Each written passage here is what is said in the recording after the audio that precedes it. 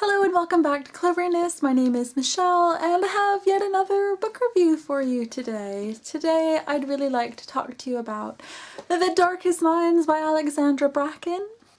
This is a book that I received for Christmas last year and I was really excited because I've heard so many wonderful things about this book from other booktubers, and I was absolutely desperate to find out what everybody was raving about. To admit that I would say roughly 90% of the way through the book and I was thinking, yeah, this is alright, I quite like this. It's nothing amazing, but it's definitely a storyline with characters and relationships that I want to hear more about.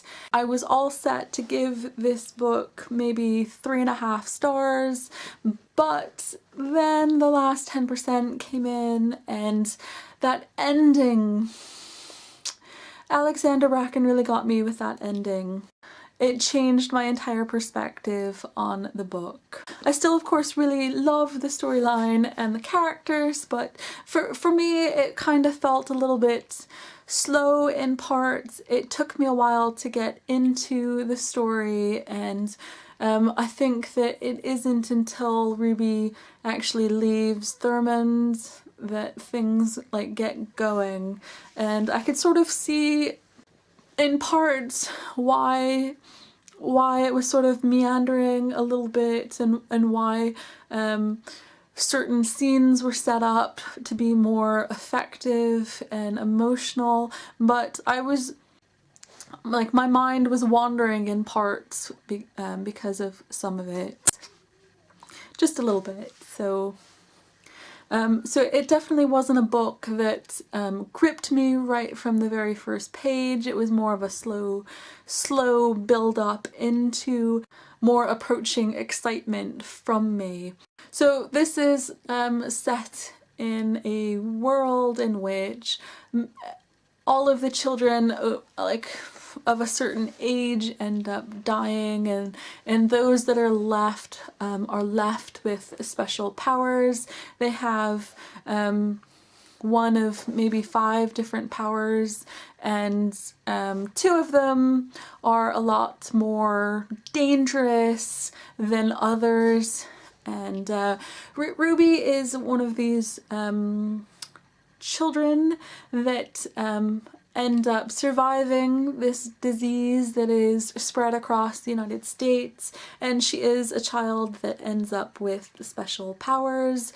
Her powers are very heartbreaking, and I really felt for her as she was telling us her story, and especially what has happened to her parents and how she is treated by those that she loves the most, and to protect these children, supposedly, but more probably to protect the adults living in this world. They herd up all of these special children into camps. Ruby manages to protect herself and have her put into one of the lesser known groups, the less dangerous groups anyway, even though she is somebody that has one of these extra cool dangerous powers.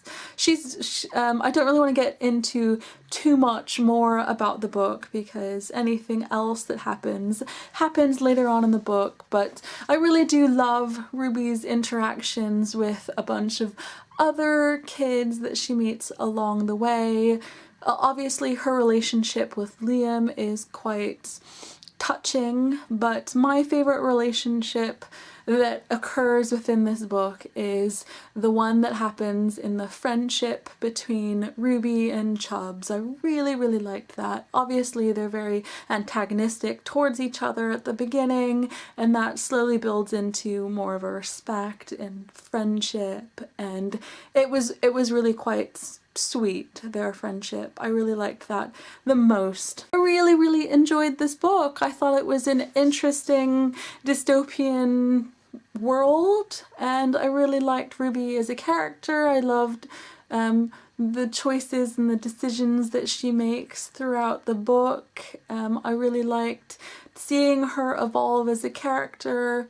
I liked this book, I really did, but there's also something else.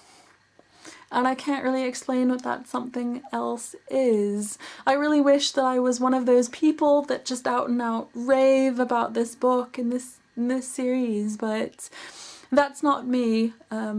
I enjoyed it, and I will definitely read the rest of the books in the series, but I'm not going to be, you know, stampeding over anything else in order to get to it. So make of that what you will.